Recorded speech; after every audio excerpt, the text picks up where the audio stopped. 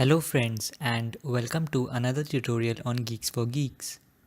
In this video, we are going to understand the program which converts left-right representation of a binary tree to down-right. First, let us take an example.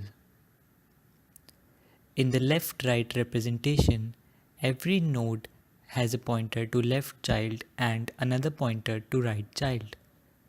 In the down-right representation, every node has a pointer to left and another pointer to next sibling. In the conversion, the left child pointer should be used as a down pointer and right child pointer should be used as a right sibling pointer. Let us have a sample tree to test our algorithm. We pass the root node which is 1 to function convert. So root will point to 1. As root is not null, we recursively convert left and right subtrees using a call stack.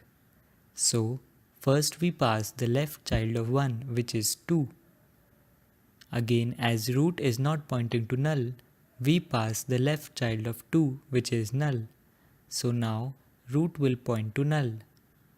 Now as root is pointing to null, we return to the previous call. We pass the right child of 2 which is also null. Hence, root will again point to null. Again, as root is pointing to null, we return to the previous call.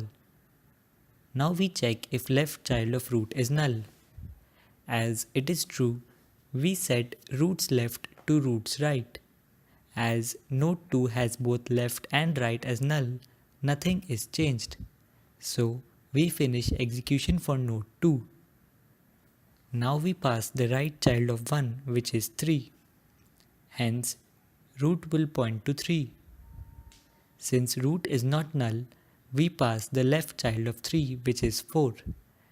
Hence, root will point to 4.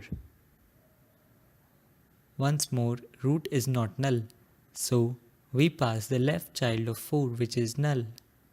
Hence, root will point to null. As root is null, we return to the previous call.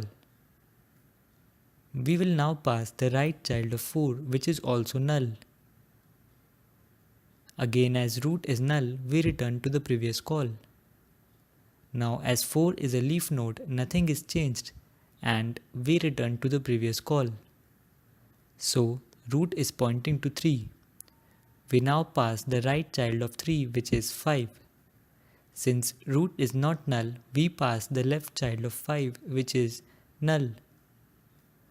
Because root is pointing to null, we return to the previous call. As 5 is a leaf node, nothing is changed and we return to the previous call. Now for node 3. As the left child is not null, we go to the else part and set 3's left right point to 3's right. So 4's right will point to 5.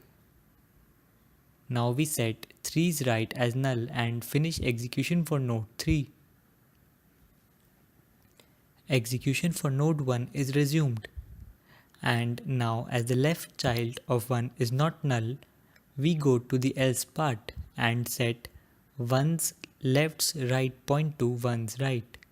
So 2's right will point to 3. Finally, we set 1's right as null. So the final tree will look like this.